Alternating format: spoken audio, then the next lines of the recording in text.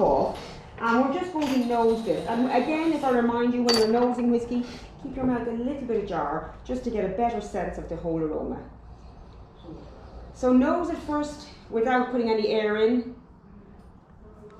See, did you get that? It's a pot still. It's younger than the pot still we tried in the warehouse. Now aerate it, and you can see the vapors all coming out there. Ooh, that's changed it completely. Whoa. Exactly. It's almost made it stronger for me. It's actually very individual. What you taste when you are nosing whiskies is actually very individual. And so it can make it smoother, yes, it's really individual. So what's going to be for one is not always going to be the same for the next person. So we're going to look, we have 3 whiskies here to look at. The first one we're looking at is the one in the middle, and this is our Tulamore Duo Original. And you all have a little, excuse me, you all have a little puzzle here. And the puzzle is just to remind you that we make 3 styles of whiskey. It's the same as what's on here. So the pot still is going to bring the spicy element to our whiskey. The grain whiskey is going to bring the sweetness, and then the malt whiskey is going to bring the fruity notes to the whiskey. So our original is a blend of all 3, and it's a minimum 3 years. So we're saying between 3 and 5 years. So bring it to your nose and see, do you, the one in the middle, see if you get a sense of green apple there.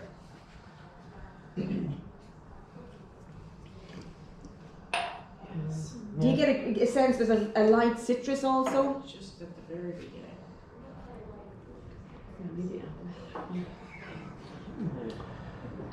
For me, I get a sense of green apple and a light citrus.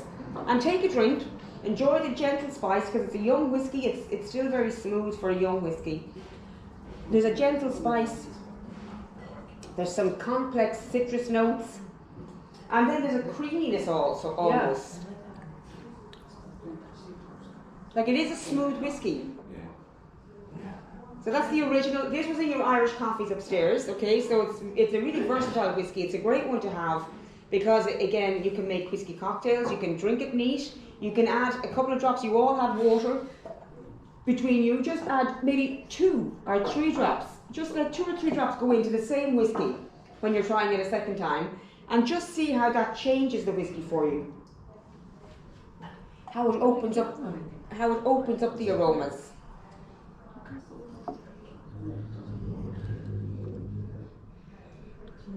Some people think it makes it stronger for them, that addition of water. It makes it, you know, for some people it brings out, you know, more of a like a pot still there. More of a burn. Yeah. Yeah.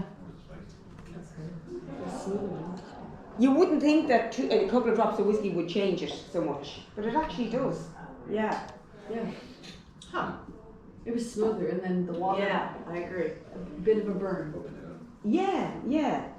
There is a scientific reason what happens with a couple of drops of water on a molecular level, what it does to alcohol, but I'll let you look at that later, because I think it doesn't come out of my mouth. But I just know it, I mean, I read it and I say, oh yeah, I must say that.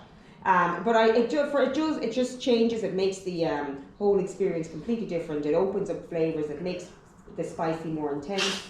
And it's just, you know, it's unusual for a couple of drops to do that. So as I say, I make the Irish coffees with the original. It's 40% in alcoholic strength, widely available around the world. And this would be the one you'd be most familiar with in Finland. You've noticed that? Yeah. So, so the second one we're going to look at is the one on your right hand side, and this is the XO. So this might be new to most of you. Is it new to all of you or some of you? New. Yeah, it's new. New. What color is the label? So it's like this. Yeah. Yes. So the XO stands for aged rum barrels. That's what the XO is standing for, aged rum barrels. So this is the original. So it's the same blend of the pot malt and grain whiskey, the same age, between 3 and 5 years, and then the blend was finished in a Caribbean rum cask from Guyana in the Caribbean for less than 6 months. So have a little nose of this first. It's very different to the original.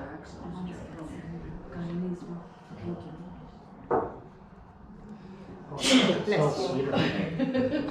It smells sweeter and yet Sweeter. it's spicier as well. Yeah. Now, see, do you get any tropical notes? Do you get any hints? I get hints of banana from this one, I guess. which is kind of bizarre. There's hints of mango. People have said to me they get coconut. Now, I do agree that sometimes you say something and someone says, oh yeah, I get that. It's suggestive. I know.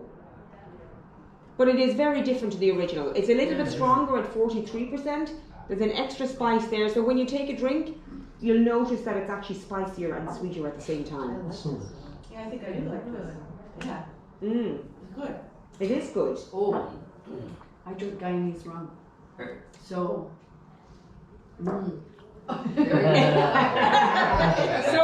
Sold to the lady over there. yeah, no more needs to be said. No. Actually, interestingly, what I'll do is I'll let you have. This is the rum. Guyana is in the Caribbean on the South American side of the Caribbean, so it's not actually one of the islands. I think it's on the. It's right across from Trinidad. Yeah. So it's on the north yeah, east coast. Yeah, but it's not an island as such. I think it's part of the mainland. Exactly. Yeah. So, They speak English. They speak English. Yep. They were a British colony. Okay. Yeah. And interestingly, because I just passed that down there, and that's the rum that was in the cask, so you can really get a sense of the sweetness from the sugar, the molasses, and all that. But we created this as a nod to the Irish that found themselves out in the Caribbean in the 1700s, because they left Ireland as. Now I'm watching you. Yeah. No drinking that. My neighbour's Guyanese. Oh. So the first right. time I got a chance to meet him 12 years ago, Right. we sat down and got drunk together. Oh, brilliant. So he introduced us to Guyanese rum. Yeah. So they use it. Now I'll say this, that's what I smell. They use it when they're making their Guyanese black cake. That's how they say it. Black cake. When you have weddings or anything, it's a fruit cake. Yeah. But there's no fruit. They let the fruit currants and Yeah. all the fruit sit in the rum Yeah. for months, like 6 months. Then they grind it up like an applesauce, like a puree, bake it, fold it into the cake. Yeah. Then while the cake is baking, Yeah. when it's done, they poke holes and they Pour pour more. the rum in. Wow. And just once it's baked, and they've done it in my head. That's So do they macerate all that the fruit? fruit. There you go. Yeah. Yes, That's interesting. That was our wedding cake. That was our wedding cake. That sounds And it, fab. so because they put they have the rum in the cake while it Yes, bakes, and yes. they bake off that alcohol and all the sugar and flavors. And then when they're Yeah. done, Yeah, yeah. pour it Yeah, in. They yeah. take like a wooden skewer, Yeah. put it in, and Amazing. pour it in. Well, we used to do that with I our smell Christmas cakes. the cake. When my Christmas cake comes out of the oven, I would make skewers out. Yeah. I'd let it cool for about half an hour. Yeah. And then I would That's slowly pour my whiskey over it and let it go down almost. But I never thought to macerate all that fruit. Yeah, that's what they do. They 6 months. 6 So months, if okay. you're getting married, you have to tell I someone know. that we want that cake, and that sounds was our cake. delicious. Yeah. I love traditions like that. It's wonderful. So this particular one is El Dorado, and it comes the 12 years the nicest. Okay. The 15, Doesn't it? Yeah, yeah. So what happened back in the 1700s was the Irish left poverty here in Ireland to go out to the Caribbean. They were promised a better life, and they went out as indentured slaves. And they found themselves actually bringing their distilling skills with them. So in that 1700s, they were very influential in the creating the rum industry in the Caribbean. So you will have plenty of Irish names in the Caribbean, particularly in Trinidad, Montserrat, Barbados. A lot of Irish place names, a lot of people with Irish names. Yeah, and I heard an interesting thing on the radio there that I did not know about indentured slaves. So what indent means teeth, that in the French word for teeth. And so the people would have left here in the 1700s, they would have been illiterate. Most of them would have no reading or writing skills. So they were sent out by their landlord with a card that was cut in, a particular card. So it was all indented. And they were sent off to the Caribbean. When you get off the boat, give that to the same fella that he's got one at the other end and his fits in. And then I know I've bought you. Because otherwise there was no way to know who was who. Do you know what I mean? So they would have kept that close. That would have been a very important document. They would have kept that close to them. And I just thought that was an interesting little thing that of what the indentured means. Yeah, yeah. But it's great the way people bring it's mostly about food that people bring to different when they emigrate or when they move, any type of migration. It's all about food, really, what way you create food. And so you're talking about these people. Where do you live?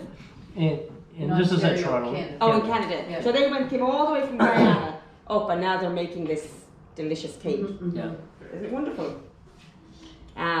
Yum, starving. So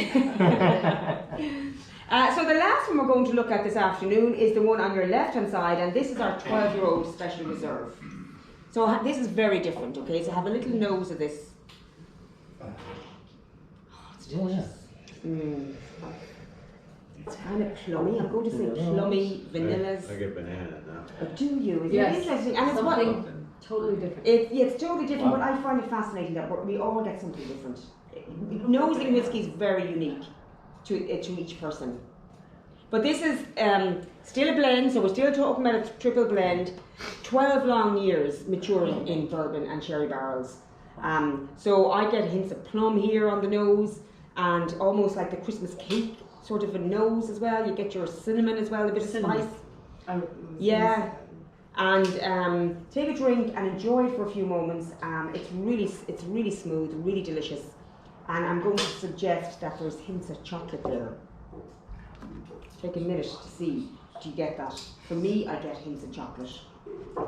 Like an almond nuttiness.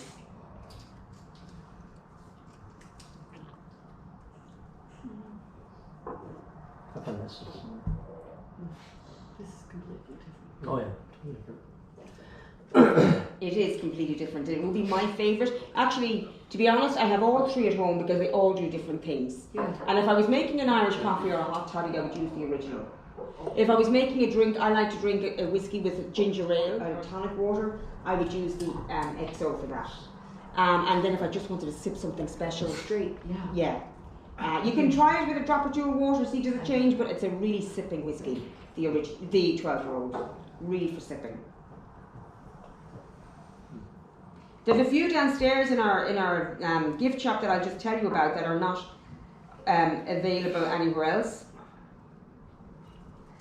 We have one in a gold box called the Old Bonded Warehouse, and that is between 7 and 8 years old.